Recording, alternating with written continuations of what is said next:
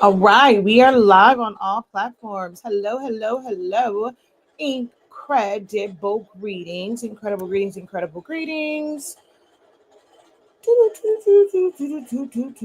How are you guys doing? This is, and I know it's kind of loud because the cameo is running in the background.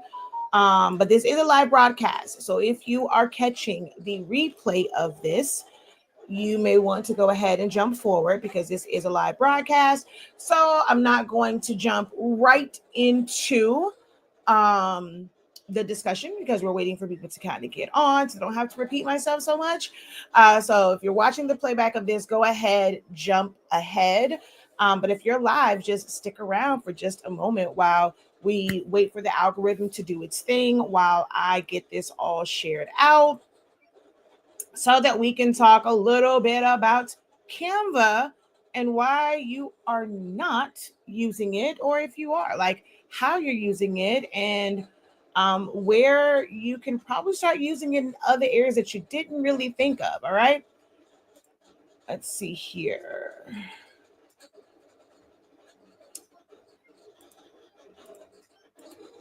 All right. And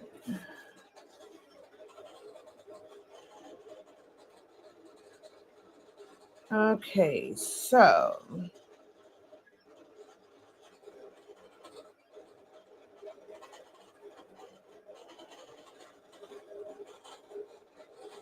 let's go ahead and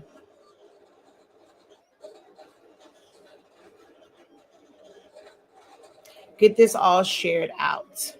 How y'all doing? How y'all doing? How y'all doing? Welcome, welcome, welcome. As you come in, drop a hey, how you doing? Thank you, Danny, for saying good morning. Incredible morning to you, Sylvia. Thank you so much for tapping in and dropping that comment as soon as you came in to just say hello. All right, we're going to think of, all right?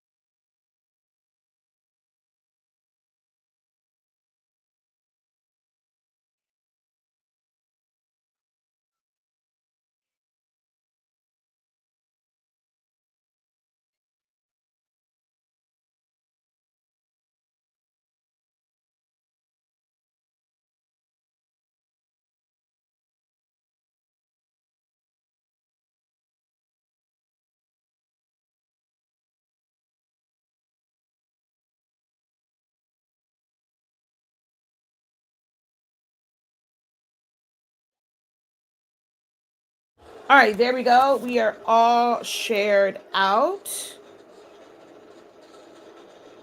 All shared out.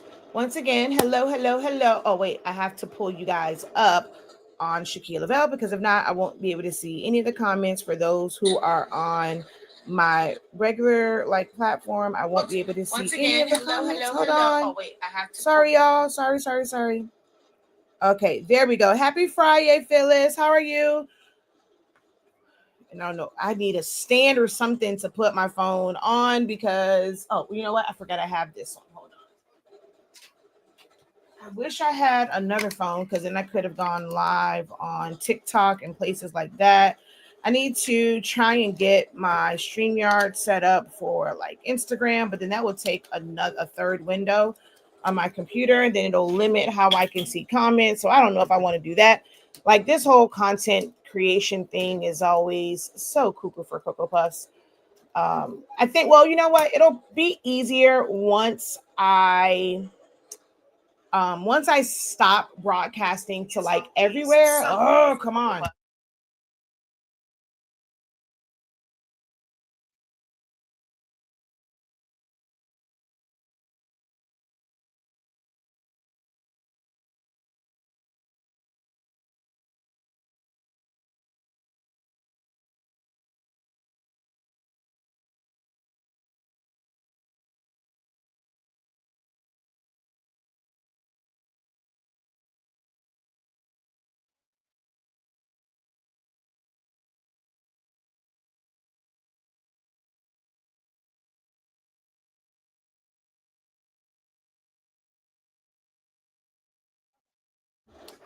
hopefully this works. Okay. Um, Hello, Michelle. Incredible greetings. Welcome, welcome, welcome in. But yeah, right now it's a little bit harder because like how I'm trying to share it out, I'm probably working backwards. And so again, this is a part of that. This may not concern you if you clicked on it because I said Canva. I'm still trying to figure this whole thing out. I know most of you, you complain about that and you want people that just kind of get straight to the point. That is kind of sort of true, maybe for those who are pre-recording, because if you're pre-recording the content, you're not waiting for engagement in real time and things of that nature. You have an audience to speak to, and you're not like, I don't treat these as if I'm just recording it to instantly be like a playback. I look for engagement, which is why I do live videos versus doing pre-recorded videos. So you have to bear with me, when I kind of have like these moments in the beginning. You can always fast forward past this. But for me, this is a little weird because it's like stuck between a rock and a hard place. I'm trying to figure some things out. With the direction that I want to go, like, should I just start over from square one and like just start posting my new content and just showcasing things on those platforms and just let them build and almost essentially just abandon the platforms that I have built for 10 years because I won't be necessarily, I guess, showing you guys like the things that I did for the past 10 years. So although I still do it and like I'm working on a print and cut order for some decals for some shot glasses, that's not what I plan to do or teach and showcase and continually show in 2026. If you haven't figured it out by now in 10 years, I'm sorry. You may not figure it out because I have literally been showing the exact same thing. I don't care what anybody says. Nothing has changed. It becomes new to those who it is new to, but the process the same. The same thing that people are doing right now and like, oh, it's new, it's innovative. Oh my God, this is a game changer. Folks like me have been doing it for a really long time.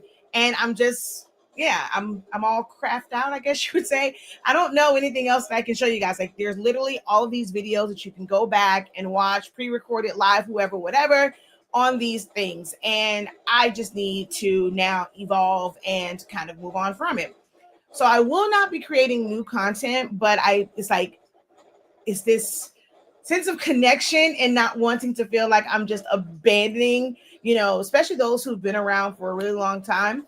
So I'm broadcasting to all platforms.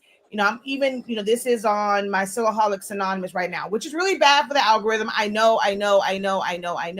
But I do want those who use Silhouette Studio to know that there are additional like design options. So this order that I'm actually working on right now was designed in Canva. I was able to go ahead and save that, bring that into Silhouette Studio, set up the gang sheet, I guess you would say, because there's a bunch of them on there, and then print it. I printed it to my Roland because I had a bunch of different prints to do. And Roland is a better printer than it is a cutter. It takes forever, especially for something like this. So it would cut time for me to cut it on a separate machine. So I printed it on the Roland, but I'm cutting it on the Silhouette. But it all started in Canva as far as the design because of the different assets and elements that Canva has. So it does kind of sort of, fall in line with letting those who maybe follow me on Silaholics Anonymous and you're so used to me, talking about Silhouette Studio, designing in there, using the Cameo machines and things of that nature. But I am moving kind of into more so talking about Canva, but not for like the average, like just crafter. My content will be a lot on Canva for business. And I will have kind of like my own personal brand platforms. That's like Canva. Ooh, now it's not so loud.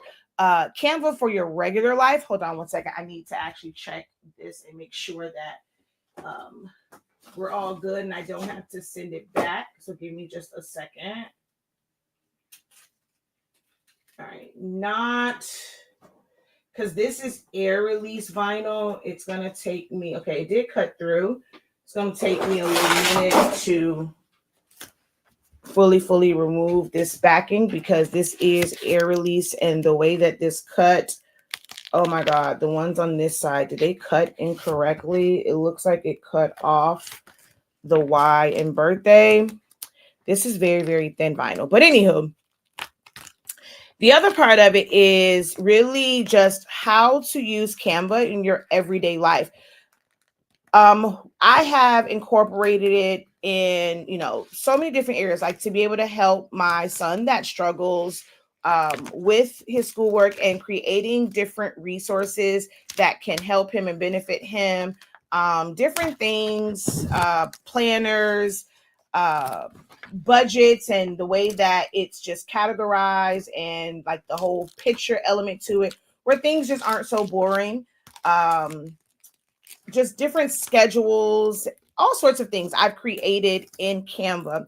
So I just won't be focusing on creating and designing for just for the simple purpose of crafting, and I guess you would say craft business, because I think most of my audience now are those who create to monetize their creations. But I'm moving away from that. So I'm just kind of, eventually you guys won't see any content on these platforms at all. I will have like a full rollout where you guys can follow me if you desire to. Now, if the direction that I'm going in is not an area that you are interested in, I understand, kind of losing you as a supporter, as a follower, as a subscriber. The channels won't change as far as the content that's there. I'm not removing any of it. You'll have lifetime access to go back and watch any of the helpful videos that I have put on YouTube for 10 years that can really break down a lot of these processes. The classes that you have already enrolled in, they will not go away. You will have access to those as well. It's just any new classes. It won't be about, how to cut foam board and things of that nature. Okay. But yeah, we are going to talk more about Canva.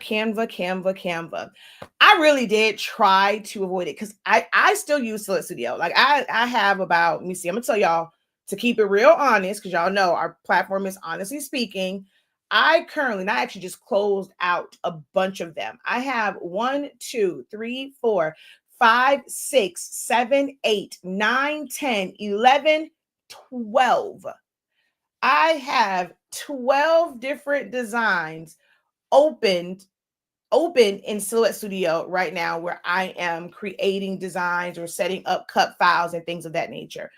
So I still love Silhouette Studio. It's still going to be one of my main, it's going to be my main design platform, especially since I design a lot in like vector-based things and being able to do like just text and stuff like that. So it is still my primary. It is my primary for where I conceptualize ideas, because I can see more than one idea and more than one layout at a time. So it's still primary. There we go. Came back. It is still primary for me.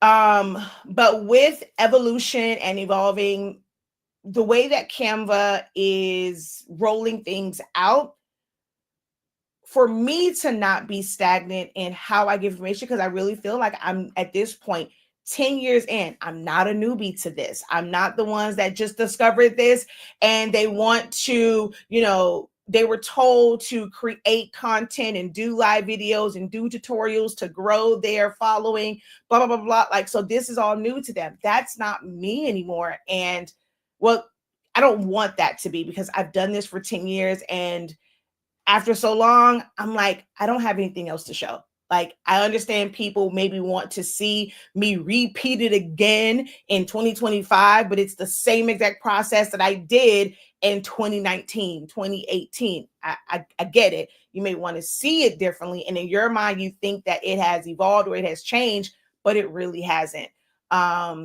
And so I'm evolving, and I've used Canva before. You guys don't see me create things in Canva because I personally don't use Canva in that way, where it's like my go-to to put together designs. I like a little bit more control when it comes to designs, and Canva doesn't fully offer me that.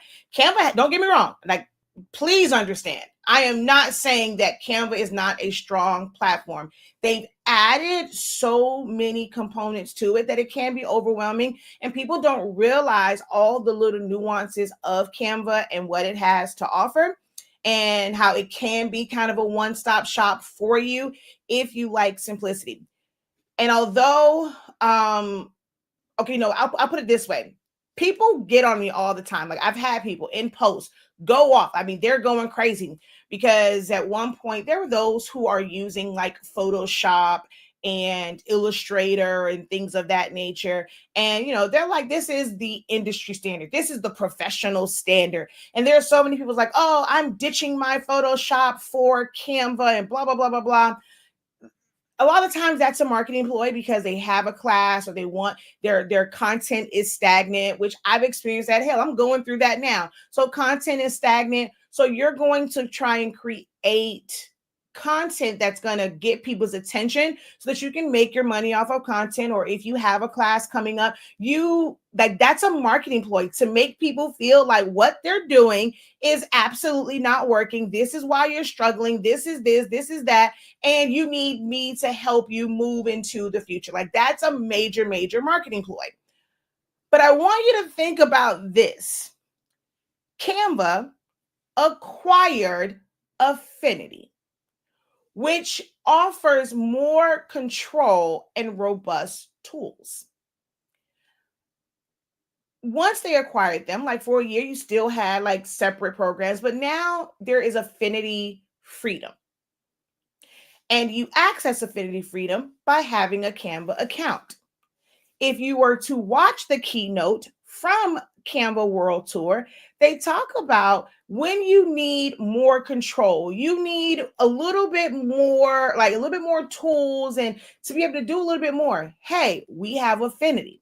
So Canva themselves are saying this system alone, this platform alone is not enough. Yet, y'all act like we were just hating on Canva when we were like, it's no Photoshop. The powers that be at Canva even know that it's no Photoshop, where they went and they acquired a system and a platform like basically Affinity and Affinity Illustrator, Affinity Designer, which is like Illustrator, which is now Affinity Vector, Affinity Photo, which is like Photoshop, but is now Affinity Pixel, and Affinity Publisher, which is like InDesign, which is now Affinity Layout. The names have changed quite a bit, but even they are saying our platform can only take you but so far. There's a lot of things that you can do in here. Once you go and you create these more complex setups, now arranging them and making them move and making them look aesthetically pleasing.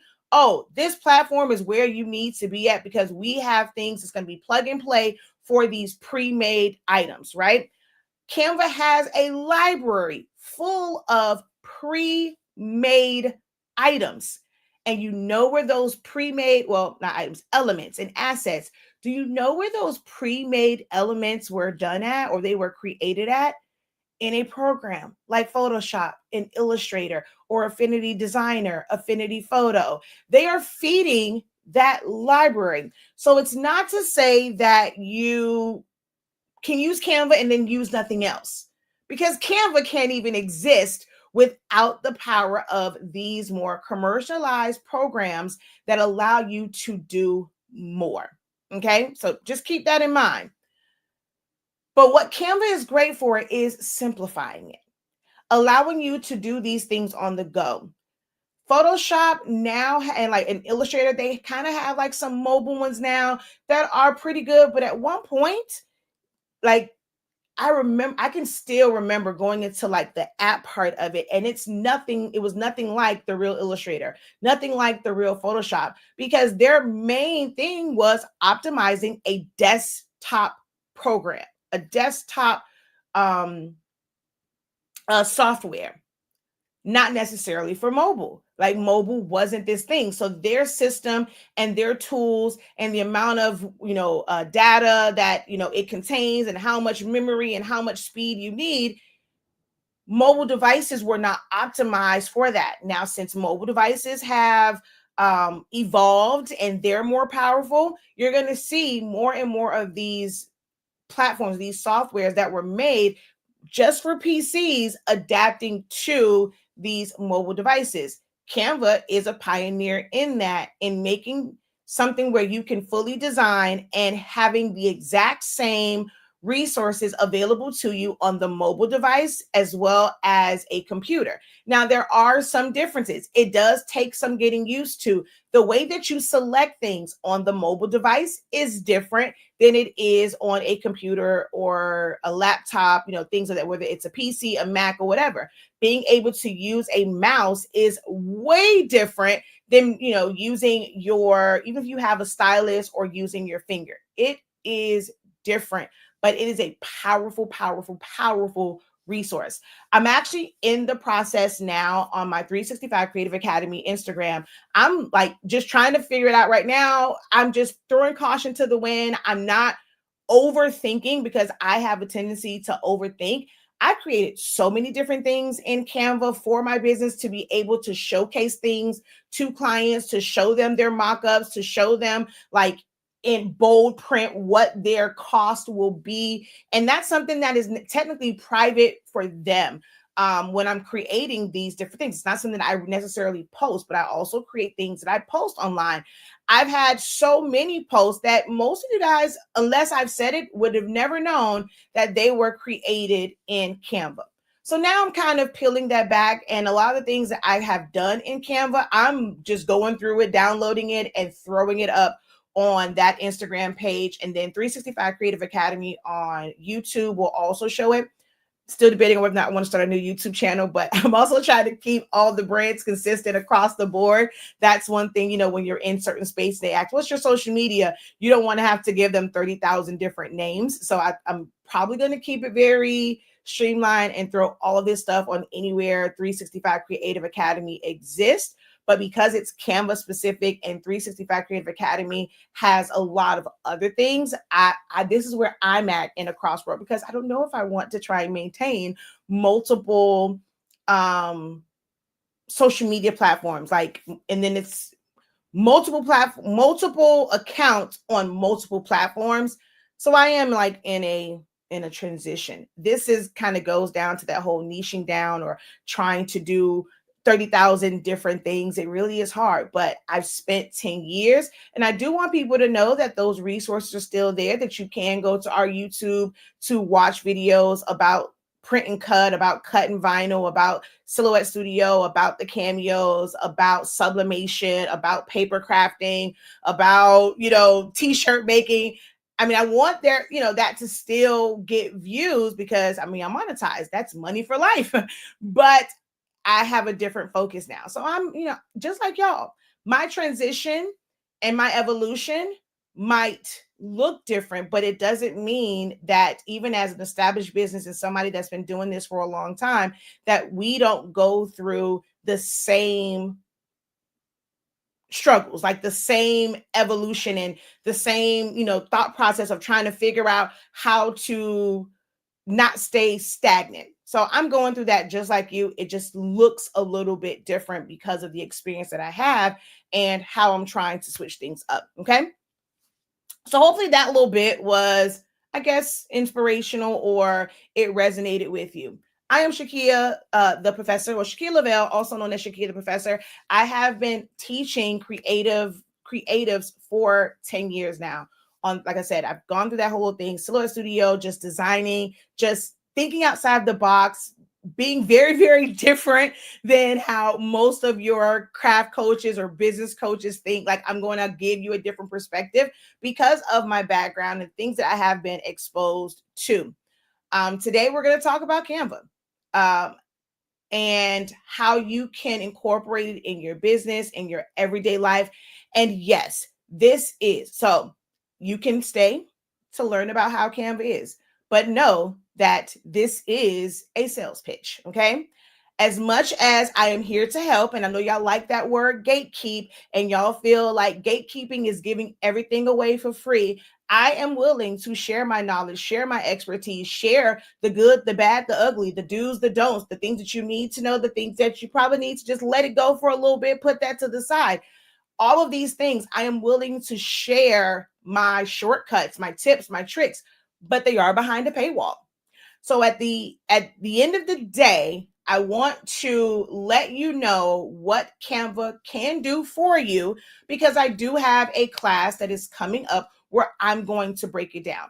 If you are someone who feels like you can get there faster by having guided instructions, someone to break it down for you so that you're not spending unnecessary time, because you're going to spend time learning it. This is not something that you're going to grasp overnight. I do not care how fast of a learner you think you are, because there are so many different moving parts to this. And when people think of design, you lump everything all into one. There are going to be some things that you simply can't do. There are going to be some things that require workarounds, or like y'all favorite word, hacks. So it's going to take some time, but you have someone who's like, I'm going to help you navigate through this a little bit faster by letting you know exactly what the program can do, what it can't do, what its strengths are, what its limitations are, so that you don't spend time on the unnecessary things. Like I've had students, oh my God, I spent so many hours doing this or whatever. And you're trying to tell me that X, Y, and Z? Yes. And it's like, but I spent so much time. Like, how are they doing that? Some people will go and show you something and say, oh yeah, I did this in Canva, and the finished product was, but that other little part that you saw like in the corner because you being extra nose, like, oh, I like that part, like that little piece right there. How you do that? And in your mind, because they said they created this in Canva and they're really talking about the finished product, you're thinking that picture that you saw that they added to this Canva design, they made that in Canva. That was created somewhere else, right? And when you don't know that, you're going to spend all this time in Canva trying to recreate something that was never done in Canva, and you're not going to be able to ever do it. So you are now wasting time. If you are somebody that is monetizing, guess what? You are now losing money because you are spending time on something that is not a money-making task. Okay? She says, I want to sign up for your Canva class. Hey, I want to sign up for your Canva class. Awesome. Phyllis says, I'm signing up for the class as well. So I want to just break it down. I want you to know the power of it and how you can use it. But I also want you to allow me to introduce it to you in a way where it's not like rushed and we can take our time. We're taking 4 days to break it down so that you can see how it can fit in your life, what parts of it you need to focus on and you need to learn, because it will be impossible to try and learn this entire platform all at one time. You may have to take it piece by piece by piece. If you only go into Canva for one thing at a time, you master that. And it's like, okay, let me take the knowledge base that I have about this, move on to something else because it might help me. Oh, thank you for whoever that was that signed up via the shop site. Be able to take these things and apply them little by little to really master it. I have 26 years. When you guys see me do things creatively, you see me making graphic designs, you see me working in Photoshop, you see me working in Silhouette Studio. Although I have not had Silhouette Studio for 26 years, I have been working in graphic designing and using graphic design programs for 26 years. So those things come a little bit easier to me because the terminology, the processes, the systems, the order that you have to do things, they're the same. I promise you, it's the same. So you're going to have to give yourself grace. Am I saying that this class is going to answer all of your questions and just make you a superstar in Canva? No. You're then going to have to join a program where you get to be with me more often. You know that you suck at time management. You know that you keep telling yourself, I'm going to do X, Y, and Z. Oh, I'm going to learn Canva. Oh, I paid for whatever one day.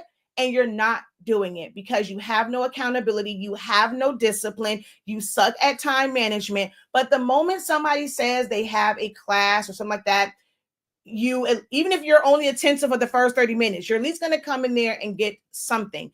My classes are always affordable.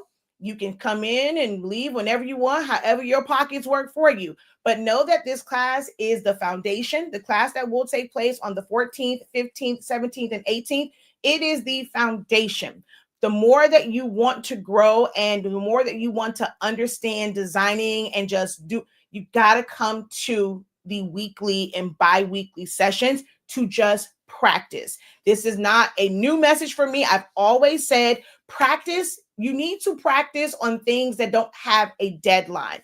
Working on someone's order, someone asks you to make an invitation, someone asks you to make a spreadsheet, someone asks you to do a presentation for work, or you have to do a presentation for work.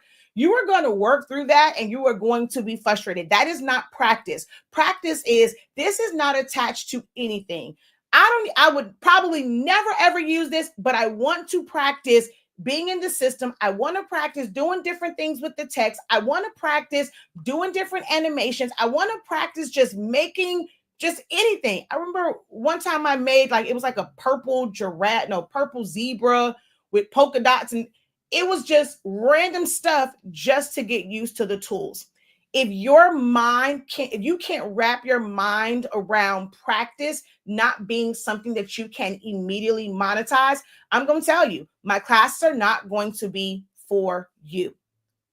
They're not going to be for you. If you are looking for a class where it's like, show me how to make this so that I can go and put it on my social media, put it on my website to say that I am selling this tomorrow, my class won't be for you. Because I know that if, like, I would say 80% of the people that take classes like that, they're coming back asking really, really basic questions because they miss something very, very important. Or they'll go and it's like, well, I want to try and figure it out by myself, because those classes, those environments make you feel like you have to figure it out yourself.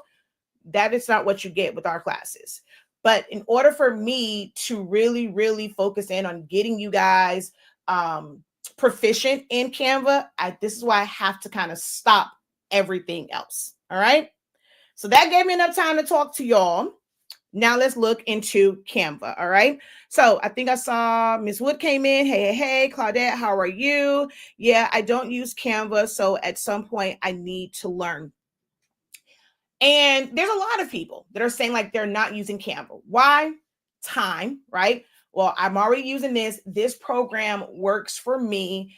And if you're looking at Canva, because again, my audience are those who want to take their creative endeavors and turn them into dollars. Like you want to be able to make money from it. You want to be able to monetize it. So for you, it's like for some, I'm not saying it's you. If this is your situation, Michelle, but I do find that for a lot of people,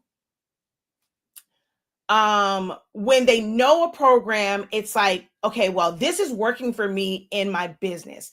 I don't need to learn this other platform, which is why I've been introducing other ways for you to utilize Canva where it's not directly related to or connected to your money-making task and skills.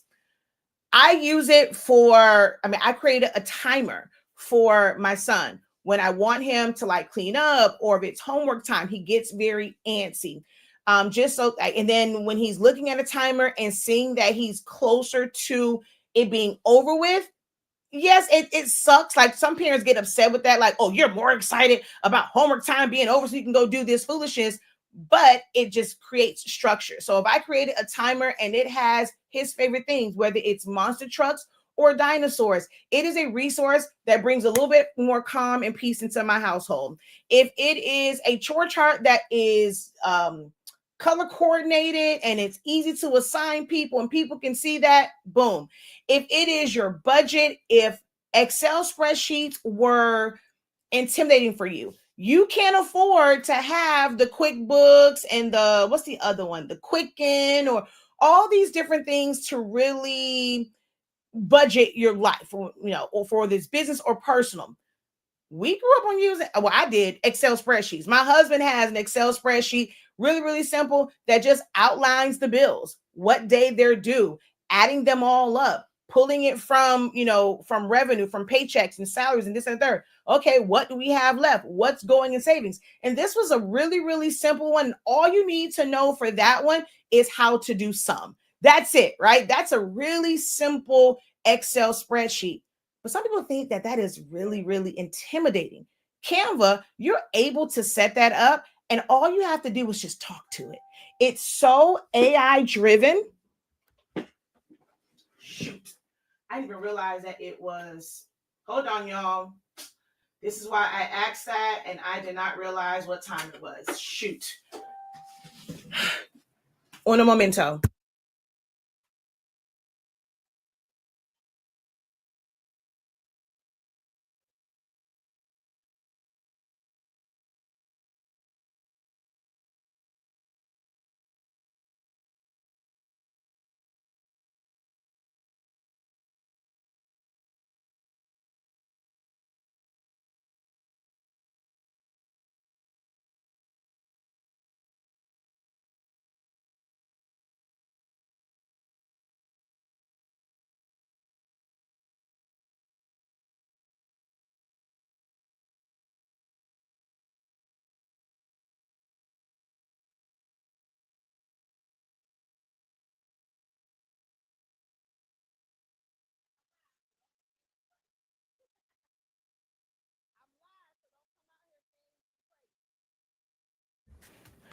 All right.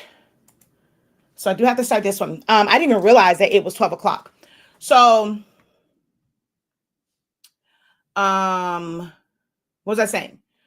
Oh, so I've used it for like other resources like budgeting, and Canva is so AI driven. Unlike Excel, unlike Google Sheets, you can tell it what it is that you're wanting to create, and it will kind of build this out for you. Now, I've tested that with like AI and using ChatGPT, because ChatGPT, I still prefer, I'm not gonna lie, I still prefer ChatGPT because of the back and forth, and it's like one thread and it can update. But I've done it where I've gone into ChatGPT and I told it what I wanted or whatever, and it creates the coding, it creates everything that I would need um, for the Excel spreadsheet.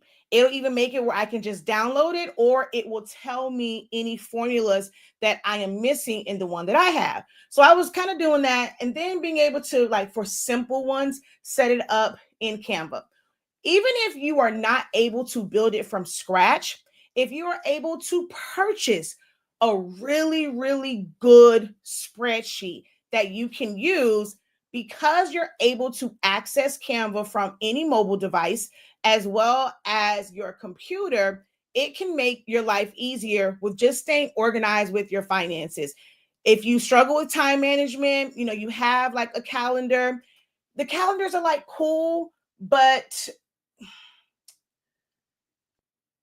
I need the calendar to connect to something. Like, I need to be able to go do this, and being able to create certain resources and then go into Canva, and then being able to share it with family. If you struggle with accountability, it's not always easy to like download something, create an attachment up. So you have to save it. Then you have to go into like an email and things of that nature, upload it as an attachment. Then they have to open it up, download it to be able to see it, and you guys to discuss it. And if there's any changes that need to be made to it, we now have yet another file that we have to update. We have to save it again. Then we have to attach it again. You have to download a new one. And now it's adding more and more and more data and taking up storage on your computer,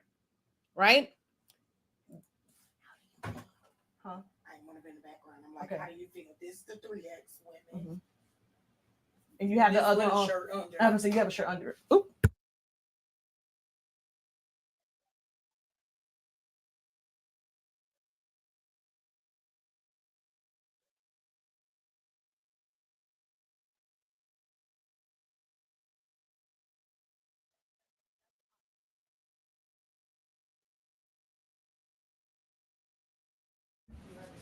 Sorry about that. It's trying to multitask. Got a client here and she's just trying to figure out the right size shirt for her. But yeah, there's just, like I said, there's just so many things. Some of you guys know the struggles that I have with my 7-year-old, Zion Imani, because he was growth restricted. He was born early. He has epilepsy, which affects his memory. It affects how he learns. It affects the things that he's able to retain, and he regresses easily after seizures. So, of course, I started Zip Learning Co., which eventually it will help other kids. And I just gave it a name so that it's like mission driven and how I structure things. But I'm always creating resources for him. Canva has made it so easy for me to create these learning resources. I have videos that I have created with his spelling words. Zion Imani thrives in colors. His favorite, he loves rainbows. So he thrives in seeing things in color.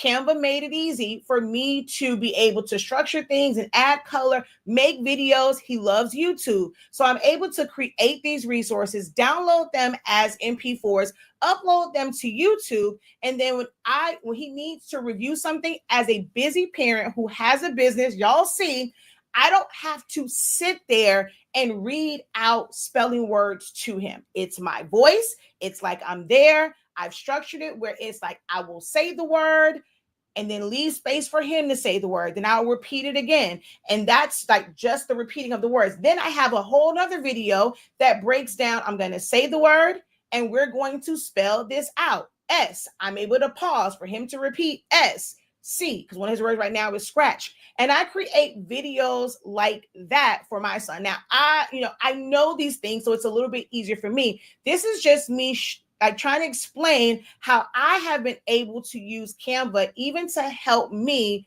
with my child that struggles. So if you are someone that has a little bit of, a little bit of tech skills, a little bit of patience, and you may be in that same situation and you need to create supplemental learning aids for your child, guess what? Canva can do that for you. Okay. You just have to know how to use the software. And that's where I come in at. That's where our class will start you off at and just introducing what's there, what you can and cannot do. So if you're only thinking about Canva for your business and how you can use it to design a t-shirt, design stickers or labels, you got to let go of that. Oh, that's which one is that? And this is the other one, which I don't like the sleeves. So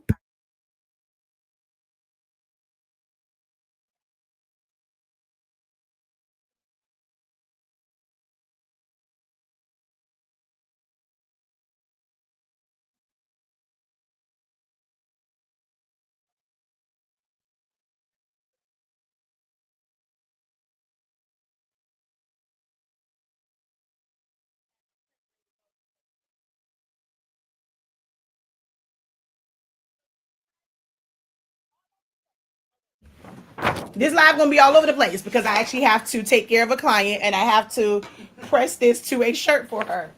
Thank you, ma'am. I'm gonna press this right now as we talk about Canva.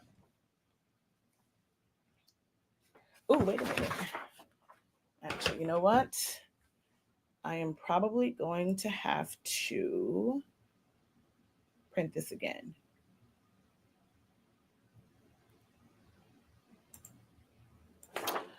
Because I see some lines in part of this. So, all right. So let's see. Is this the Canva fall semester? Yes, Phyllis, this is the Canva fall semester. When does the class start?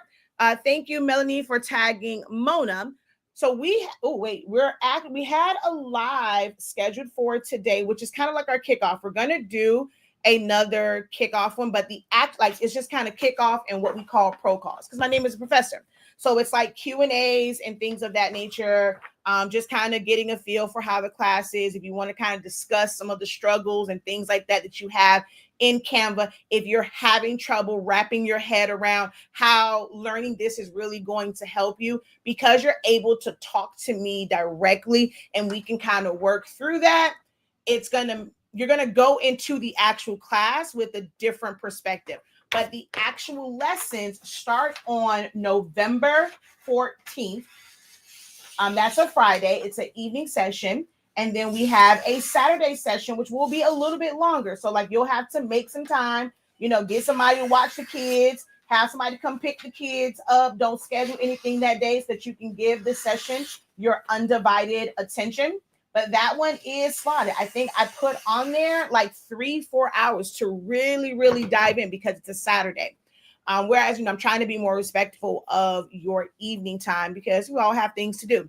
So Friday is a 7 p.m. session. It's slotted for an hour and 30 minutes. It's probably gonna be like 2 hours because I'll have like a full 30 minutes of Q&A. And that's just an overview, going over the different tools and functions that are there, how you can use it, the do's, the don'ts, the things that it's great at, the things it's not so great at, the things that you will need to absolutely use an app for, whether or not you need Canva Pro. All of that will be on like that Friday. Then we're getting into it on Saturday. So Saturday, if you look at the description here, which I'm going to go to, just so that I keep myself real honest. Lesson 2 is text, elements, photos, and like simple edits. All right. Okay, I got this. There to go. So simple edits. Monday, so Sunday, you'll be able to process everything from Friday and Saturday. Monday is pre-made templates. So it's not about necessarily making templates. It's about the pre-made templates that Canva has, but I also have some templates from some really great dope folk who make kind of your regular design type templates, like Rochelle from Posh Design Group. You have Tay Martin, the ghost designer from All Things Canva, Nola Girl Designs is hers, but they have some really cool templates, but everybody is different in how they design and how they set things up. So understanding like what is going to be great for you to modify this, and it can be used for something like DTF, or if this is something that once you modify it, you really can only use this for sublimation. Like understanding that. I've come across so many people have inboxed me wanting help because they've purchased a template with a certain thing in mind because of how someone displays it. But then when they want to use it for how they thought they can use it, it doesn't work. And then they feel like, oh crap, like I've wasted my money on, X, Y, and Z. I want to help you, one, know the right questions to ask and not be afraid to ask questions before you give somebody your money. If someone has a problem with you questioning or asking questions to ensure that that product, that digital file is what you are actually going to need, that's not who you need to shop with. I'm sorry. I know that's not like some people feel like, oh, that's hating on them. That's taking money out of their pockets. But if you as a business owner have a problem with someone asking a question to ensure that they are not wasting their funds, and if you cannot answer that, that's a you problem. That's not the customer's problem. That's not a professor problem for exposing you. I let people ask questions all the time on, does this class cover this? Are you going to go over this? Because I want you to make sure that you are in the right place. Is this a beginner class to where if you've never ever used it? Is this an intermediate? Do you have to really have some skin in the game? Am I going to be lost in this? I don't mind those because I want you to make sure that you are in the right class. Okay. Yeah, and that's done printing already.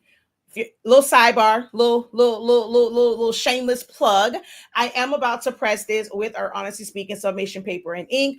With our submission paper, you don't have to use premium presentation paper matte. This is a 13 by 19 print. It actually comes out to about, it's like 13 by like 14, 15. And that's done. I'm not sure if y'all saw when I was looking, I was like, okay, I have to reprint this again because I didn't like some of the spots. This is already printed. This large print already done because we did not have to use premium presentation paper matte. This printed out really, really fast. And now I'm about to press this 30 seconds and give it to my client who is waiting, all while still talking to y'all about Canva. Now, while I press this, I can't turn my camera, so y'all aren't going to be able to see it because it's messy over there, but I'll show you the end results. If you do have questions for me, now would be a great time to ask because let me see. Look, it's messy over here, y'all. Like, don't judge me because when I say it's a hotmess.com, and actually you're not even able to see it because of this. I'm just dropping stuff everywhere, trying to make it where y'all can see what I'm about to do. And you're still not gonna be able to see it because it's gonna be dark. I've tried to teach y'all about that too, about lighting and how you face your cameras, but you know. But feel free to ask questions while I press this shirt. And see, yeah, this ain't gonna work because stuff is just some of everywhere. Okay. She says, you are right. It is time and some laziness. I do use Silhouette and Affinity. Affinity is, have you downloaded the Affinity Freedom, or are you just still using your Affinity 1 and 2? 1 or 2, not sure which one you have.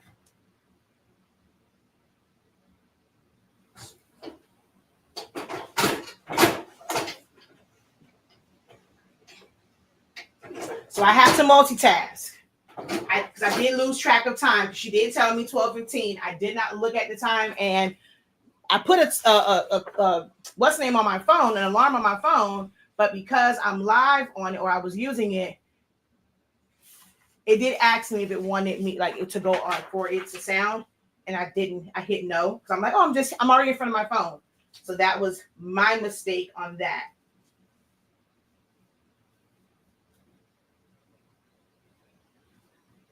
So I'm just putting this down, no butcher paper or anything like that. We're going to go ahead, press this for, woo, that's not all the way down.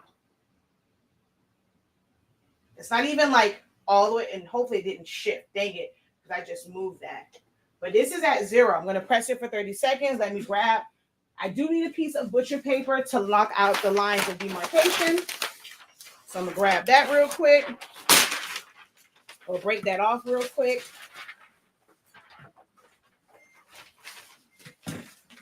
Affinity version 2. Okay. And only because I moved it, I'm gonna live like just a few more seconds, only 30 seconds works. Hopefully this did not shift. It did not. This is gorgeous. That's what's left on the paper. And we're going to put the butcher sheet, increase our pressure. Press that for about 10-12 seconds. It's an overload to knock out those lines of demarcation. Did you say this is for beginners to Canva? So yes, the understanding Canva. Perfect. Here you go, my love. Are we ready? Yep, I told you a couple seconds. So there is the finished design.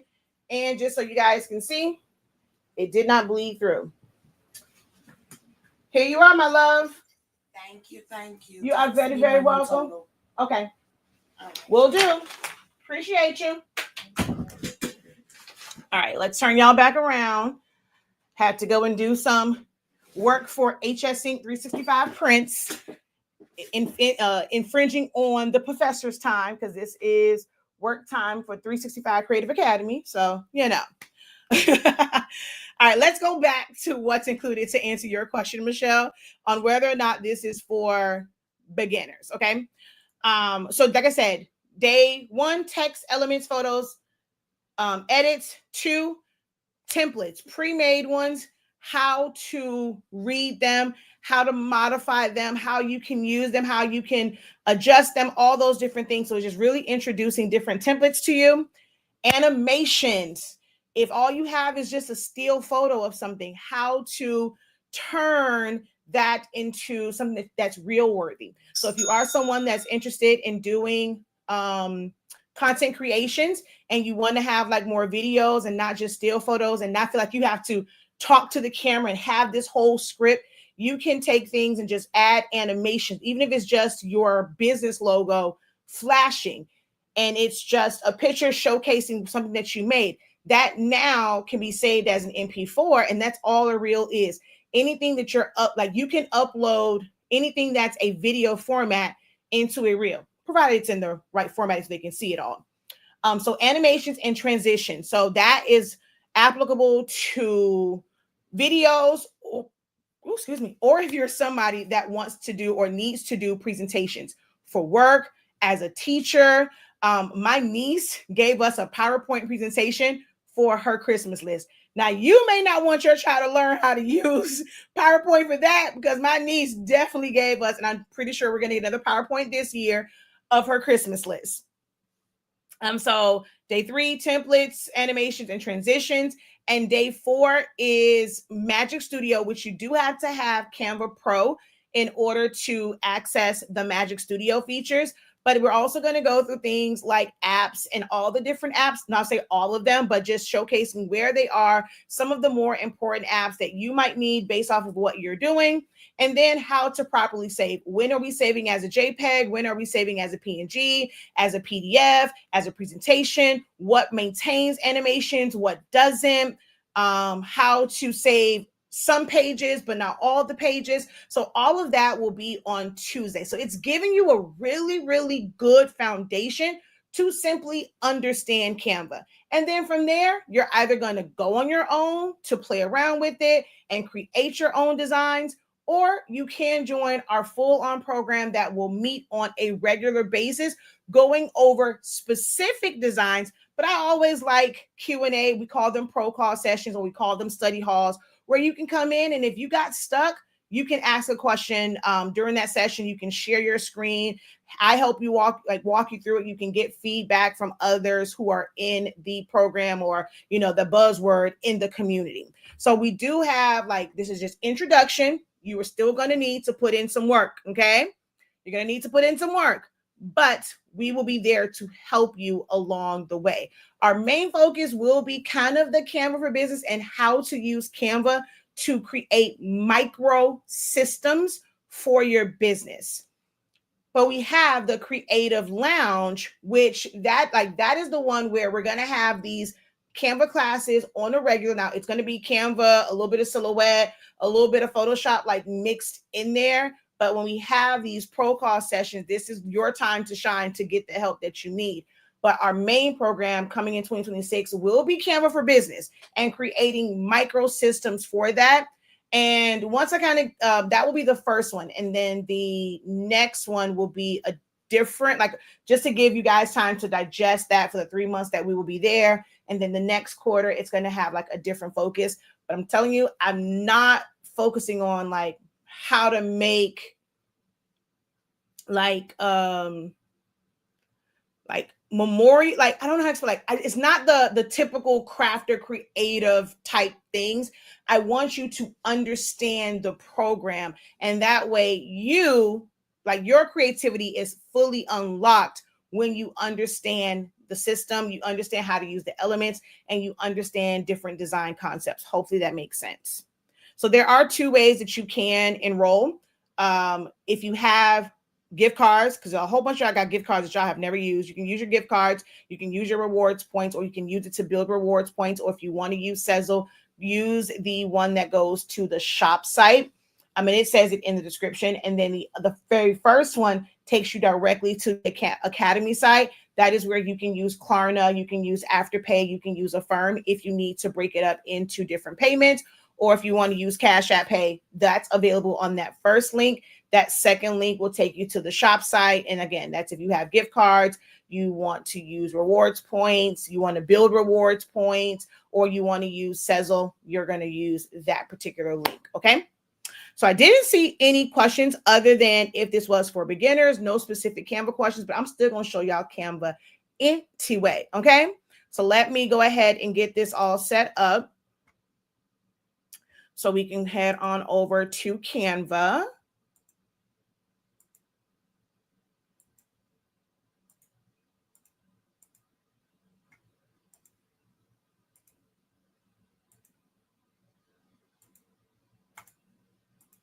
And make sure that you guys share this with a friend. If you like what I'm putting down, it's interesting for you, there's going to be some others that you might need some accountability with. Girl, come to this class with me. So once we learn this, if I forgot something, you remember that part, you make sense of it. We can do this together, because you are still going to need some type of accountability afterwards.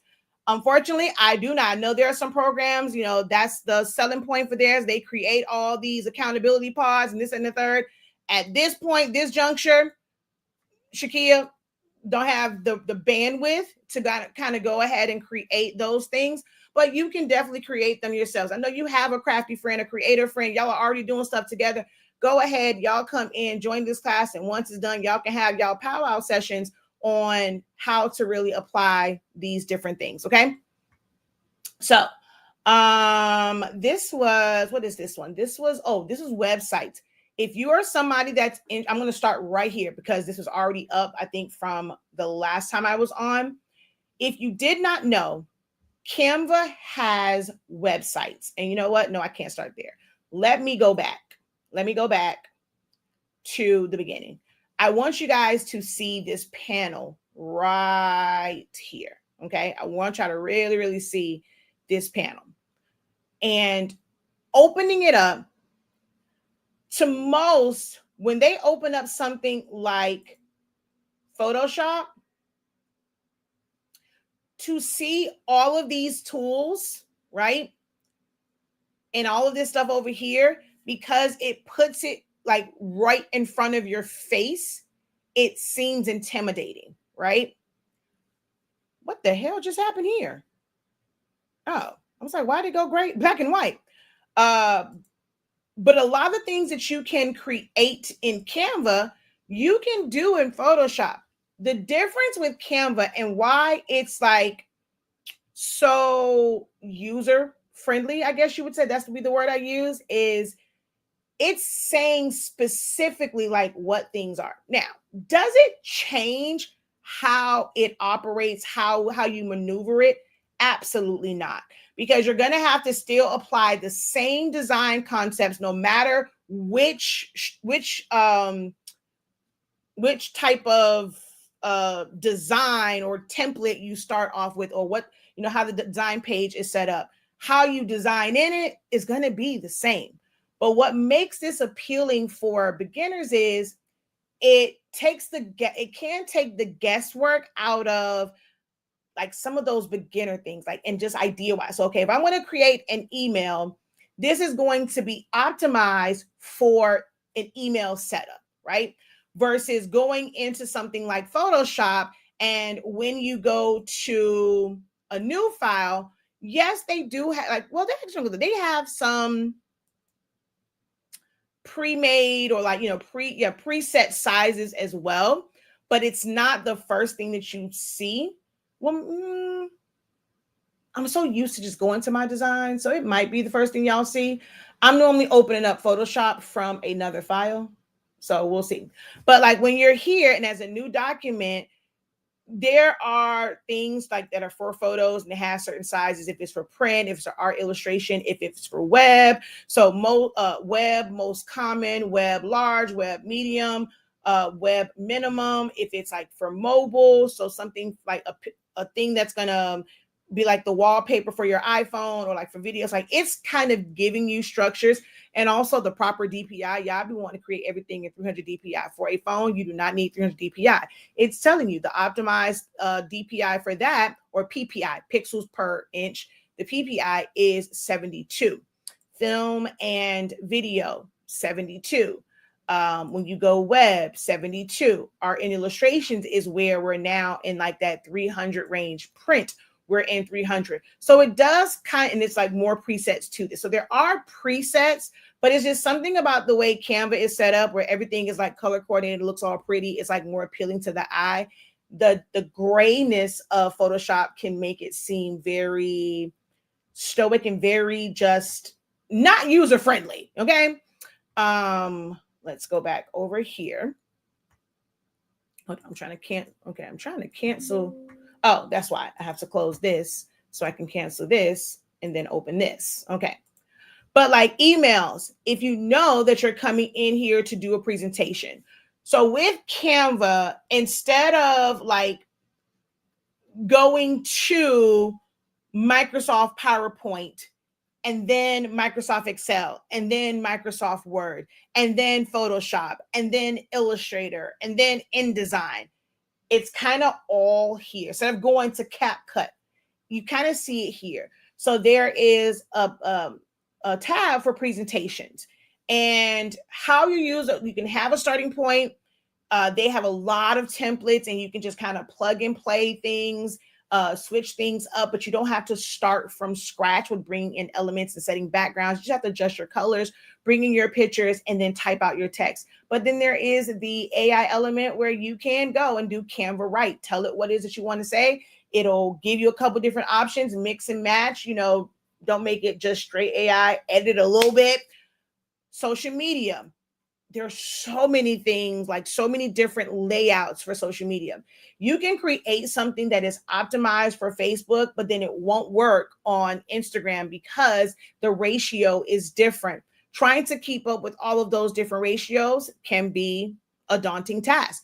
So they have it where the most popular ones, so a Facebook post is telling you what that pixel is, an Instagram story, a LinkedIn background photo, an Instagram post is a 4:5 ratio, a Facebook cover, an Instagram reel, a TikTok video, a YouTube thumbnail. Now, these are technically the same, but it's like how some people's brain like processes. If I know that I'm going to make it for TikTok, it's like clicking on that. But if you really pay attention, the TikTok video is 1080 by 1920. Instagram reel 1080 by 1920. It's the same, but Canva just has this way of trying to keep your thoughts like focused and like tunnel vision. If you know that you need to create something for TikTok, click on that first. But where I come in at is don't recreate it for Instagram. It's the same thing. So you don't have to start a new one or select the Instagram one. Most people don't realize that these are the exact same sizes. But you also don't want to use a TikTok for reel or whatever to create your design for a shirt because it's a different size. This is why things come out blurry. This is why they come out pixelated. If you don't know that, coming to a class like mine breaks that down, and then you're not left frustrated when you go and spend all this work, you create something amazing, but when you go to download it, to print it, or to send it to a DTF printer, or however you're going to use it, it's blurry, it's pixelated. And it's not that you did anything wrong in the design, you just chose the wrong canvas, or you didn't set your canvas size up to the correct size. That is where my trainings come into play to help you avoid or minimize the number of times you will make that mistake. Make sense? All right, so you have here, and there's like, now this is like a new one, like a content planner. If you are somebody that's heavy into creating content, this is going to help you streamline, keep everything all in one. Mock-ups, the resize, that was something, oh my God, when I tell you, I love when they introduce that. It's absolutely amazing. Product photos, design insights. So they're kind of guiding you along the way. They're kind of being like a mini assistant to just, when your brain sees it, it's like, oh yeah, I did have to think about, like, I have to do that or research this or start that process, because they give you like how the average person, the everyday person thinks about things. It's putting it in layman's terms. I'll put it that way. Whereas like Photoshop, yes, it can do it all, but your brain has to already be processing the things that I can create. It doesn't need a jump start. Canva gives you that jump start to creativity. So this right here is going to be one of the main focuses of those first two classes, because print does not mean that Canva is going to print it for you. Their print simply means these are going to be designs that typically will be printed out by somebody. Whether you save it and you send it to FedEx, a local print shop, if you send it to Kinko's, if you print it to, like, you take it into a different system, or printing directly from the properly sized JPEG or PDF to your own home. These are things that will typically be printed. And you'll notice that these things have sizes that are in inches, because your paper is going to be in inches, or it's going to be like in the whole like A3, A4, those types of things. So if you pay attention to even that one part of when you scroll down, you hover over and it tells you the size. All the stuff for social media and even like for presentation websites, they are in pixels. But then things for print, it's create this in the size that you need it to be when it prints out. You're going to notice that a lot of these have the exact same size, whether it's in portrait or landscape. So this says a photo book. If you knew that you needed to create a photo book, could you use this flyer portrait one to create a photo book? Yes, you can.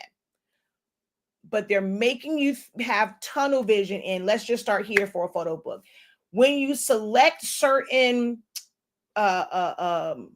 pre-made, I hate the word templates, because see, when y'all think of templates, y'all think of design elements being in it, but like it's like a preset design page size.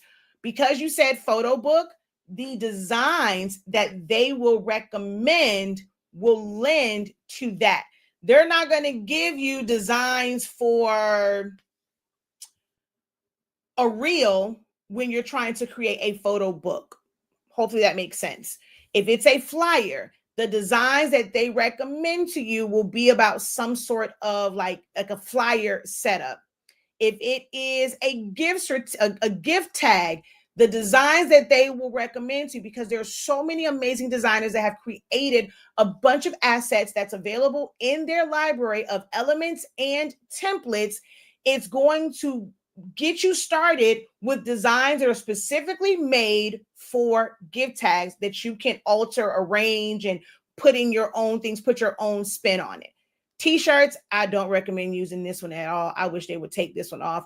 But they have drop shipping where you can have someone that's contracted via Canva to print out your T-shirt, print out your gift tags, print out your business cards, things of that nature. Resumes, all of the design templates that they're going to recommend you are going to be different resumes. So this is why they also have these things categorized. Not that it's going to be any different in using, like you're going to get different options. You're going to see the same tabs on the side no matter what. What is going to be different is when you click on design, the types of designs that they're going to display to you to give you inspiration. And you guys can test all this out. So you're getting, I'm supposed to be in a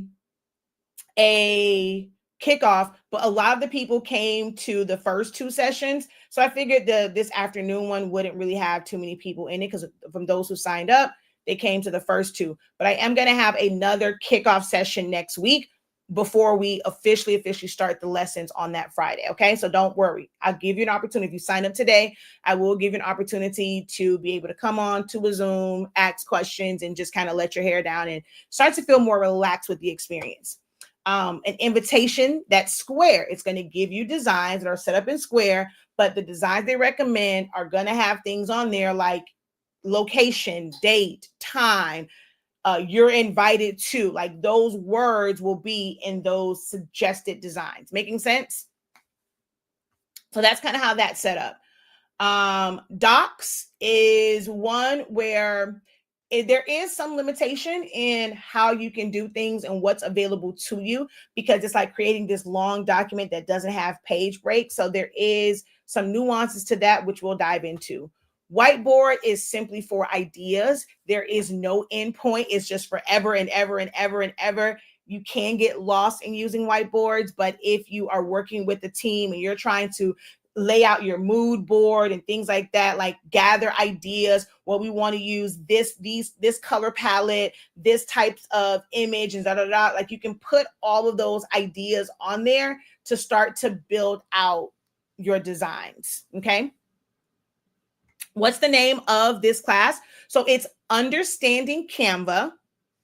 This is the fall semester of it, because we've done it before, but it was a one-day session. If you're in the Creative Lounge, you get access to the first one that we did. It was a one-day session. So this is 4 days. We're really taking our time, breaking it down for 4 days. Understanding Canva fall semester. So it's in the description, it's the first two links. So the first one takes you right to the Academy site. If you want to pay that $63.65 with Klarna, Afterpay, or I think Affirm will, because it's over $50.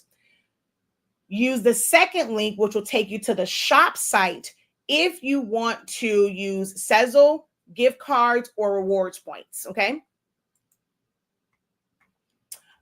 Sheets is basically Excel spreadsheets, Google Sheets, but it's visually appealing in how they are set up. So like this one just says like lead tracker. This one says event timeline. So if you are somebody that plans out events as an event planner, I'm a former, event planner, like full-time event planner. Now I don't do the event planning stuff anymore. But here it's an event timeline. So if you want to stay organized, and because like, see this up here, you see this H, if I was sharing this with a team member, or let's say as an event, like I could have really used this back in the day, because having, like I said, to save it, upload it, attach it and upload it. They got to download it, look at it, make suggestions, make changes, save that. Like, oh my God, that was such a headache when I was a full-time event planner. If I would have had something like this, where in real time, we both, because you can share the file, we both can look at this file, and it tells you like who's making changes. So as you're moving around, it's going to have like a little cursor, and it's going to say the person's name. It'll have like a little box on it to say that the last person that edited this was da da da da. So if people go and they're like, oh no, I didn't change this, Canva can prevent that. Like if you have a team of people and nobody wants to take responsibility for who changed this damn file, right? It tells you who made what changes and, who made last changes. I love that about this. If I had this when I was an event planner and like planning certain things out. So this was like for like a major event. I'll use like David Shands because I'm in the morning meetup. So like when he was planning for a podcast summit, or let's say right now he wants to plan and he's starting to do all the things for Podcast Summit 2026. So we're in the planning phase. We're in the marketing phase. Here's the things for the event. Post-event, who's responsible, like what's the task, who is assigned to, who's responsible for it, what's the start date, was it finished, what's the status, blah, blah, blah. So you can literally do all of these different things as you're planning for different events. If you are planning a party for your kid and you want to work in advance, like, so now it's the planning period, how to put your designs. The one thing that's like, well, I'm saying one thing, but one of the things that's great about Canva is the ability to add photos to things. It's not as easy to do in like Excel or Google Sheets. I'm just going to add a column. And so like here, you would be able to, I'm just going to go to uploads and I'm just going to pick this one. No, not uploads. Hold on. So no, I'm going to click on her for her to, there we go. Oh, I didn't want you there. Delete you there. So here, and you can see there's multiple here. So if I needed, like for this planning, I needed to see multiple, like images for whatever we were doing. So I'm just going to add this one here. You see how that put that there? I'm going to go to my blueprint. And it's adding all of these images to here. And as you hover over it, you are able to see what's here, right? This is amazing. And just hovering over it and you're able to see like those assets and you're able to take it off. So you can detach the image, it's going to come over here, or you can just simply delete it. But I love that about Canva Sheets for organization and keeping up with things. If you need this to be a business resource, you can take that picture of the receipt, upload it here. If you're not able to like immediately print it out, or you just want to be able to have that like literally assigned to something, this is something that you can do like in QuickBooks and things of that nature. But if you're not there yet in your business to justify paying for a QuickBooks and things of that nature, you can still set up a micro system that helps you be more efficient in business.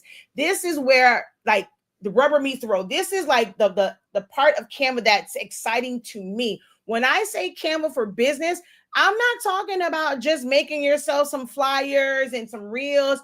I mean creating micro systems for your business. When you have more time than you have money to invest in your business, you can't afford a bookkeeper right now. You can't afford a QuickBooks, but the same principles that program is built on, the same principles that a bookkeeper would apply to keeping track of your expenses, you will be able to do it yourself if you know how to set up a system like Excel or Canva sheets. That is what I mean when I'm like, I'm going to show you how to use this inside and out for your business, especially the back end of business. Okay. So you don't have to think about Canva and, okay, well, I don't want to use it to make a t-shirt design. I don't want to use it to make a tumbler design. This program works for me. So right now, for the people that are on, please let me know what area of your business, in your whole process, your side hustle, are you struggling with, where you're like, I need some help. If you had money to pay for it, what is an area of your business, startup, if you're building it, if you're scaling it, what is a part of your business that you need some help in? You need some organization in. You need to create a system around. What is that in your business right now?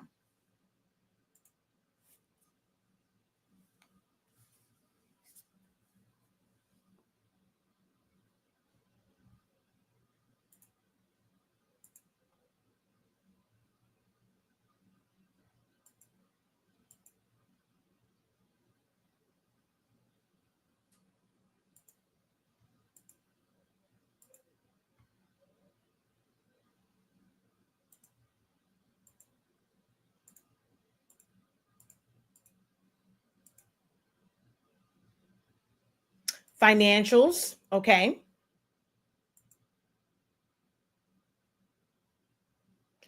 Everybody else, you are in tip-top shape with everything in your business. So startup is very, very broad. Startup in what area? I mean, you aren't doing anything. So is it starting up in how to design, how to make the things? Or is it like startup, like your first website, your starter website? Because you can just have a starter website. It doesn't have to be the website that's going to represent you from now until forever. Is it a startup website? Is it, like someone said, the financial part? You need to create a system to keep track of your expenses. Is it a like starting up, collecting data and organizing your customers? What does startup mean? What is, out of everything that, like when you think of start, what's one thing that you can pull from what you have in your mind as the startup process? What's one thing you can pull from that? So creating a logo. I would not say to create a logo in Canva. That's kind of where I draw the line at. There are some that do create their logos in here, and you can definitely start off like with some text and things. If I'm being real honest, most of you guys are not really equipped creatively and just have a know-how of how logos should be set up, and knowing that it can't just look pretty, it can't just have glitter, it can't just have like sparkle to it. Knowing how to properly set up a logo. Most of you don't have those skills, and you really need to outsource it. Like, I'm being real serious. Like, some of y'all need to outsource that part of your business, unless you just want something that is temporary. And I'll show you what I mean by that. I'm gonna show you something that I created.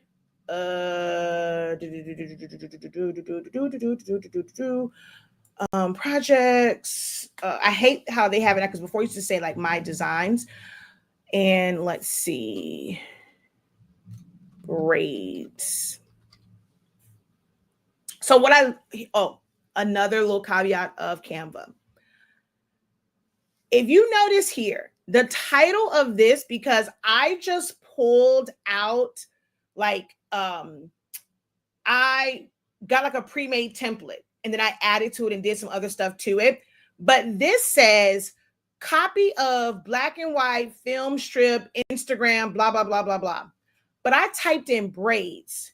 What Canva system did was, because I have the word braids in these, it picked it up.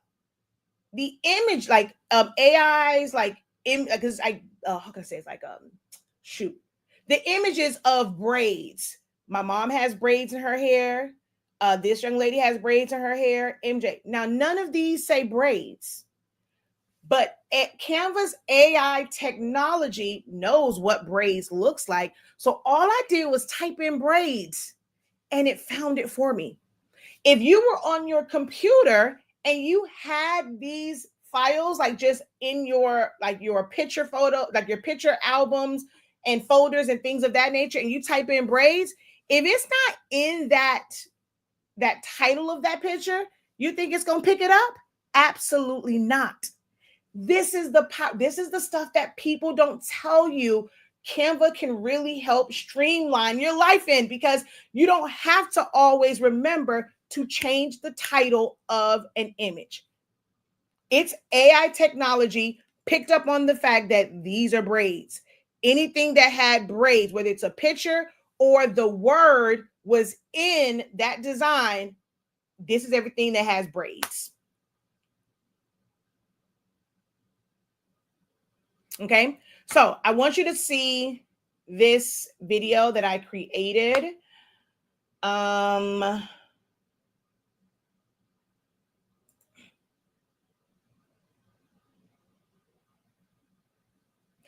wait, I know. Okay, so this is where I want to stop at. You see this right here, braids by Shawnee Shawn. She didn't have a logo for me to use. Now, would this be ideal as a logo? Not quite, because of how that bar is, but it made it where I could use that and I can showcase who did his braid. So I created that. That did not come from the braider herself. So if you're starting up, your logo will probably be one of the last things that you focus on, in my professional opinion. Focusing on systems. And what I know today, I would not have stressed about a logo. I've changed logos. I have rebranded, and it has not affected business because people know the business. They know me. Now, my business number has stayed the same, but things like the name of it, email addresses, logos, these things have changed. But it hasn't affected the business in a negative way where I just lost people and they could not find me. So if you're just needing something to kind of get started, like, okay, I'm focusing on the braids, I don't have time to think about this, or I need to make money so that I can pay somebody to create a logo, being able to just type some things up, and it has like her TikTok and it has the @ thing, this is what I created. So you don't have to start off with a logo. But if you're wanting to, you can't manipulate things. You can't really change the angles, and there are other programs that are better for logos. But if you just want something to kind of start and you want to have an icon and some text, you definitely can do that in Canva.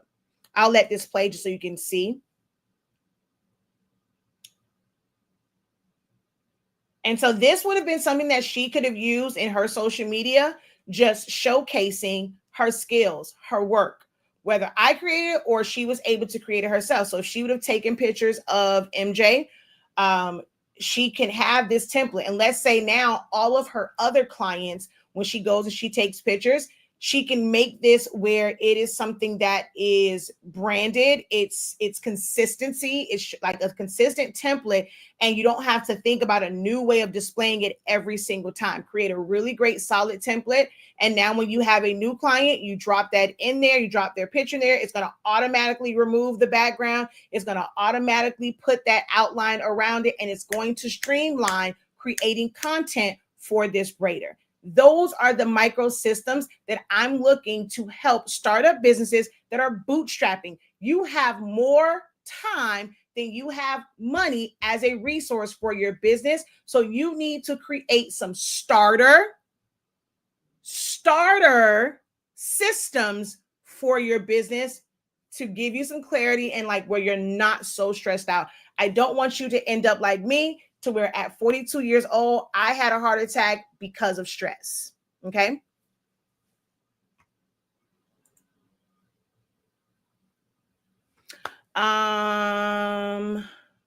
Honestly, this is a side hustle for me, not a full business, but I am sure this class will help me in all areas. Yeah, we use it in our everyday life.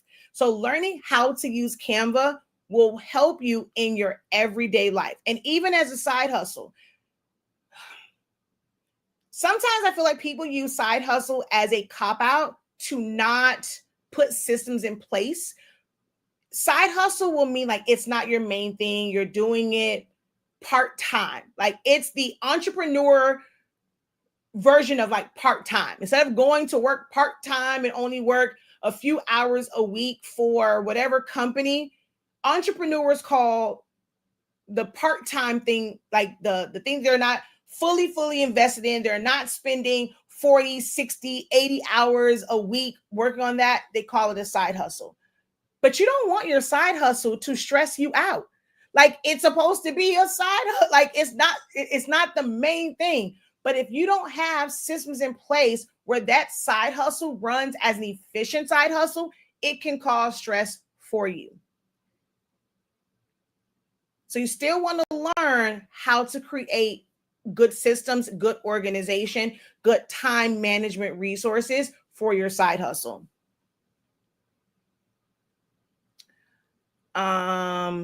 Inventory organization, designing a website. I am that person that agrees with you on outsourcing. Love the wording, starting systems. Yes, it is part-time for me and I enjoy it. Let's see, startup planning now and doing my research on how to get started in selling. Started.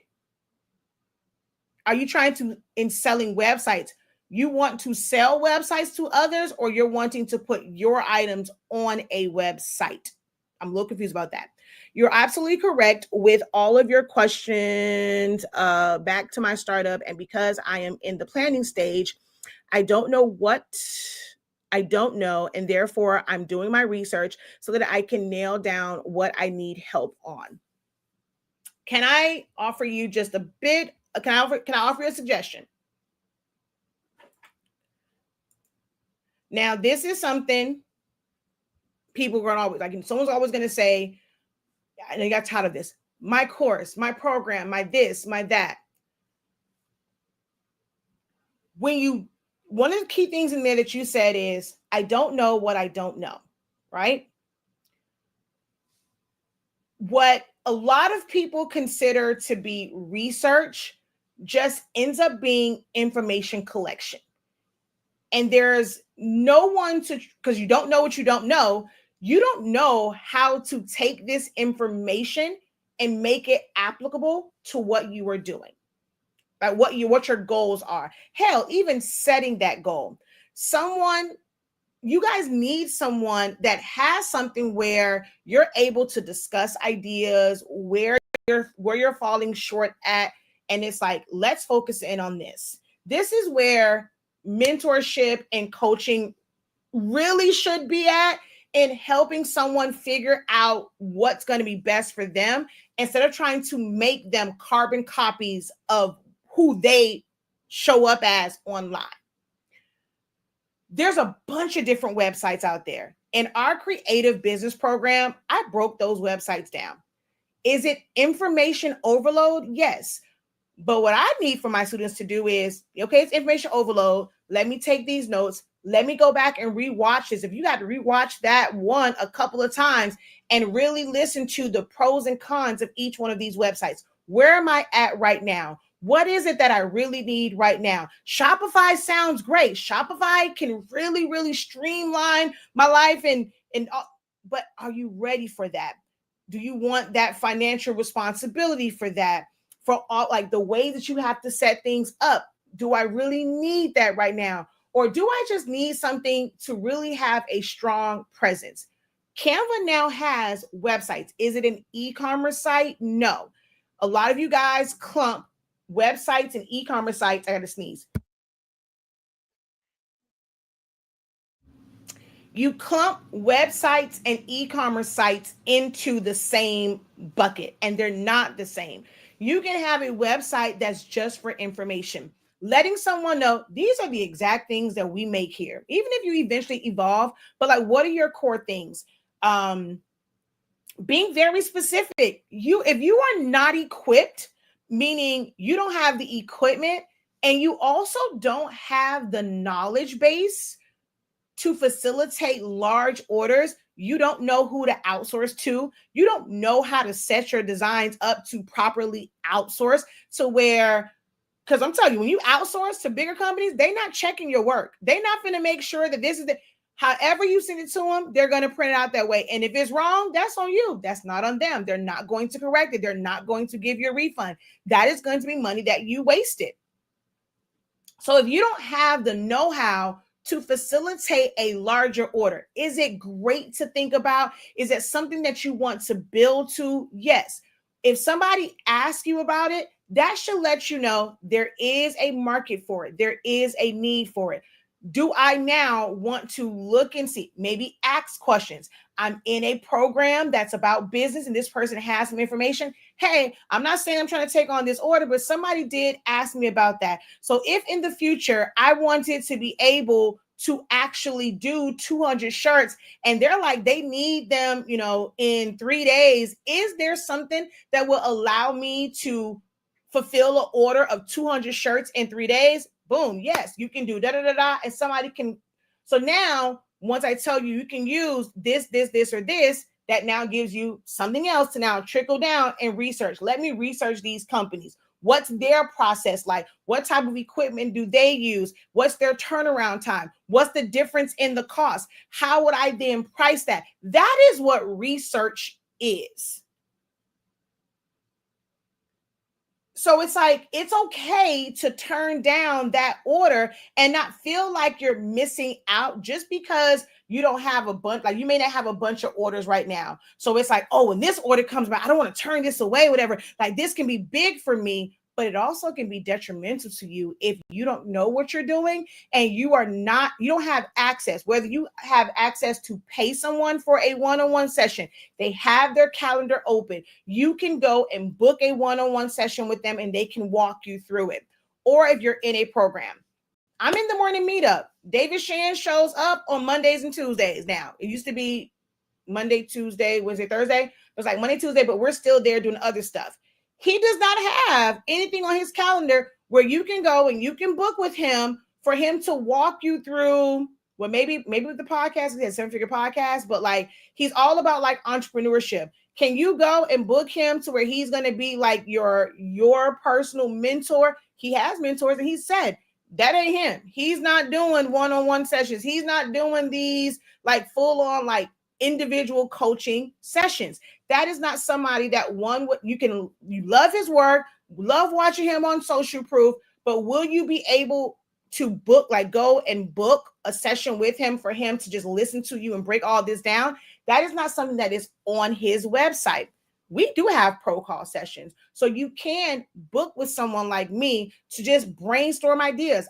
We have sessions all the time with those who are not like full-on clients, but they understand that Shakeya's brain works in this crazy way and she can help me figure this whole thing out. So they book sessions with me. We call them brain dumps, ProCall sessions. I have these all the time. Some of you guys need to book that with somebody that you trust or be in a program, even as a startup. You want to avoid some of the pitfalls, some of the bottlenecks that causes you more time and money on the back end because you're trying to recover.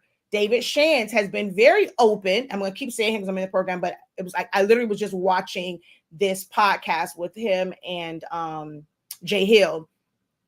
Even with taxes and not having starting a business, very successful, but not familiar and not having a full understanding of filing his taxes to where he had to pay $800,000 in back taxes and put it on a payment plan, and he's still paying that out. There's one of these people who some of y'all love, and they put in a little snippet that they had to pay back 7 figures in taxes because they didn't know what the hell they were doing. I ain't never had that problem. Because before I got to the point of really making money, I understood taxes. I learned taxes years ago, to where in business, that information that I got years ago made it to where in business, I ain't had them problems. Oops. Shoot. 1 second, y'all.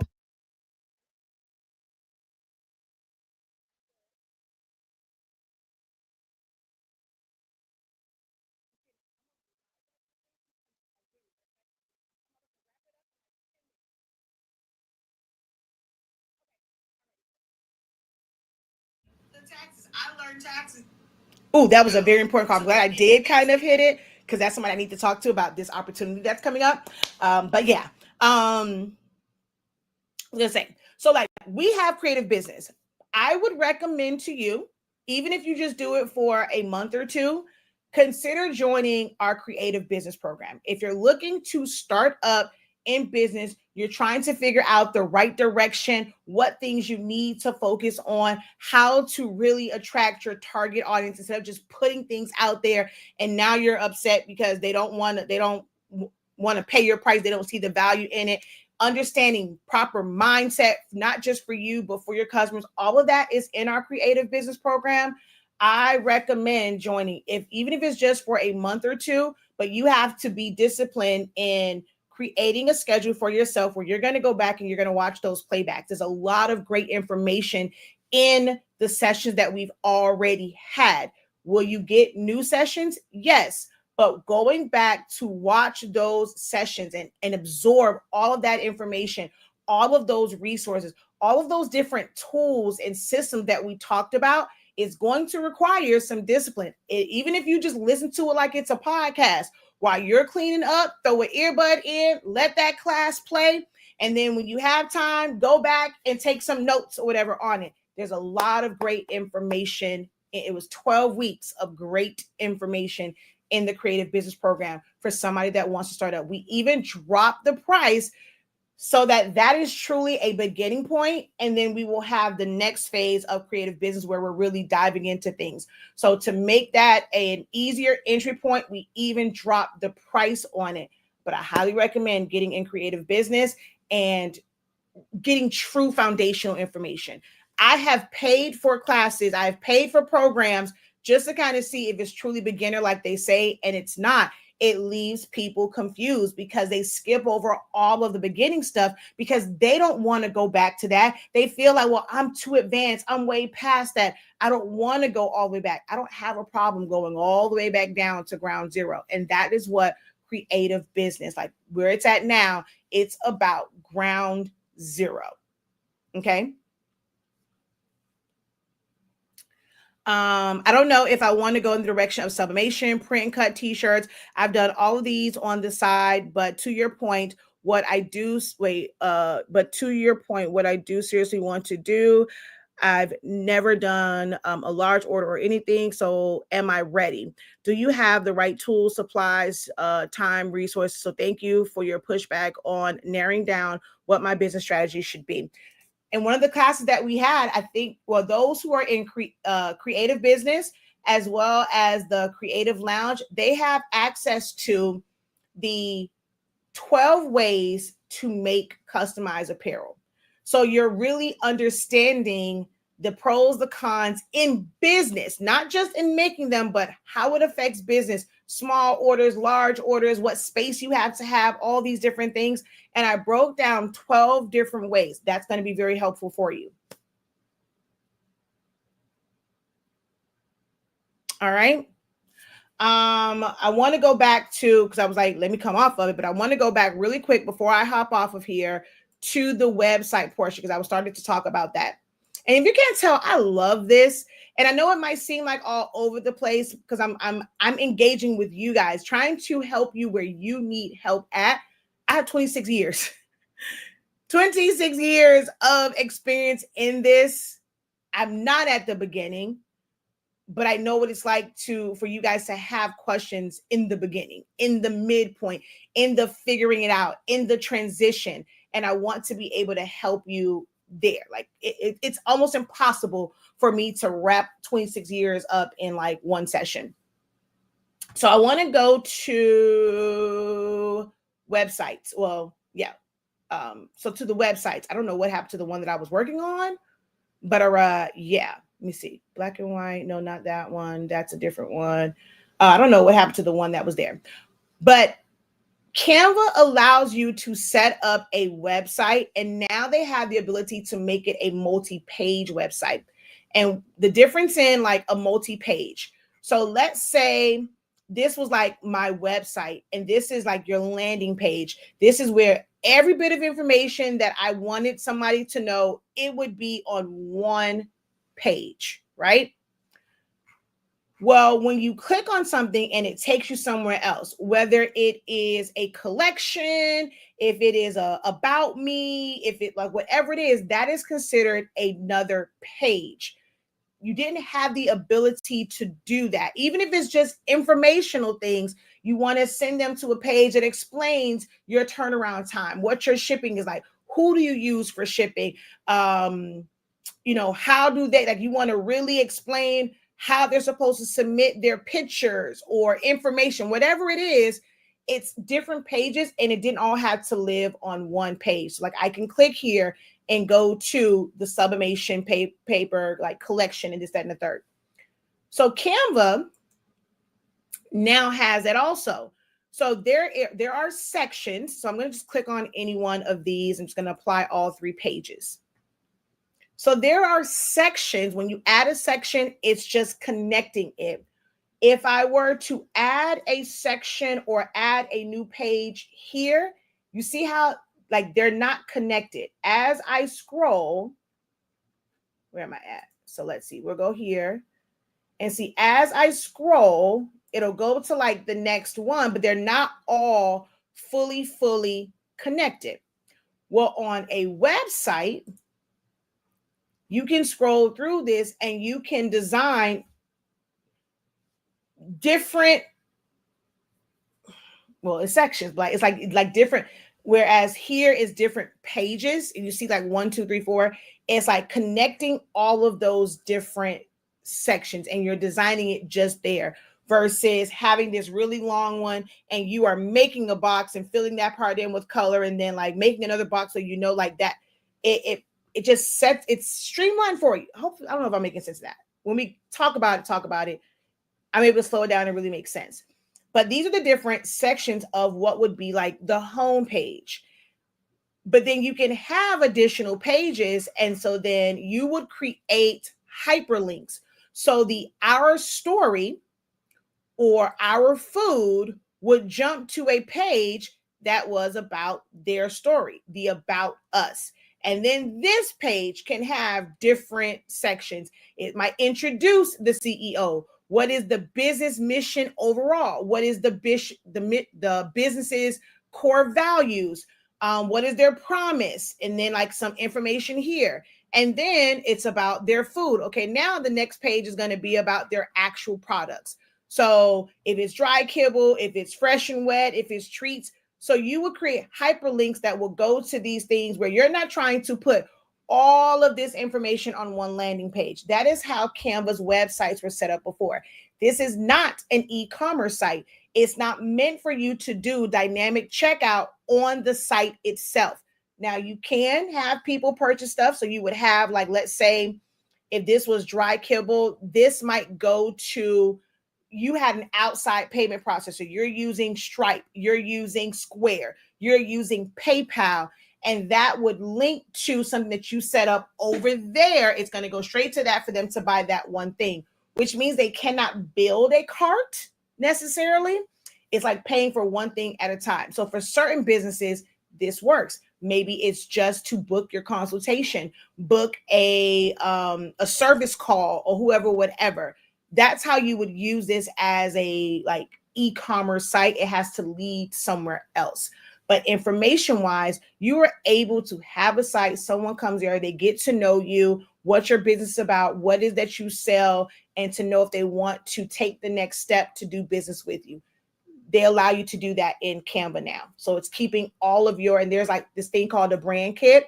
So instead of you going to this folder, you have to go to a totally different folder and find all your stuff. Like everything is here and you don't have to like re-download up. Like it's literally ready to go and you will be able to apply like your brand color. So let's say if I went here, so this is a brand like right here, right? So this is my HS Inc. brand. So if I wanted to change this to that, I can do it that way. I can also simply apply the brand colors. So let's go into, hold on. Okay, so here. So now that I'm on the colors, let's say if I clicked here, you see how it's going to change these to like reflect. I don't have to do anything. It's going to give that to me. If I didn't like the way that it did it there, I'm going to click it again. It's going to keep giving me different variations based on my brand colors. I don't have to go in and individually change each one. So it definitely streamlines how you do things for your business. Okay. So I wanted to just go back to that piece as far as like websites. You can get analytics from it. And then they now have for ads, and it's connected with meta ads. So like that's ads on Instagram, ads on Facebook, and you'll be able to see all your analytics. That's Canva Grow. There's so many features here to help you with your side hustle, your startup, or even a full-fledged business. They show how Disney Plus uses their system to collaborate like amongst their teams. Pinterest and so many big corporations, they are utilizing Canva for systems and organization and to make things accessible across their teams. Okay, so that's that. Any questions for me? We've been on for 2 hours. Any questions for me?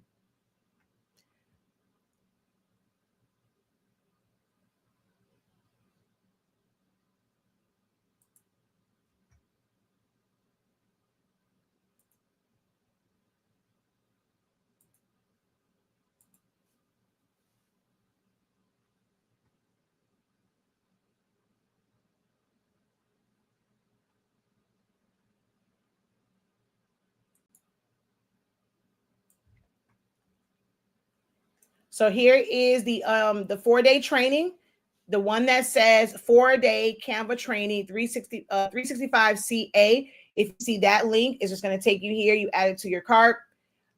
If you see the one that says learn Canva with ease, that takes you directly to the Academy site. And this is where, no matter where you purchase it from, even if you purchase it from here, if you don't already have an account on our Academy site, it will create that account for you. And, it'll direct you all that stuff, how to get there. But the Academy site is where all of your lessons, that's where the Zoom links, all those things live at, is on the Academy site. You can go straight here to purchase. Like I said, it'll give you access to Klarna, Afterpay, Affirm, Cash App, PayPal, and just your regular standard credit card. But if you want to use gift cards, your rewards points, or Sezzle, you're going to go here. Okay.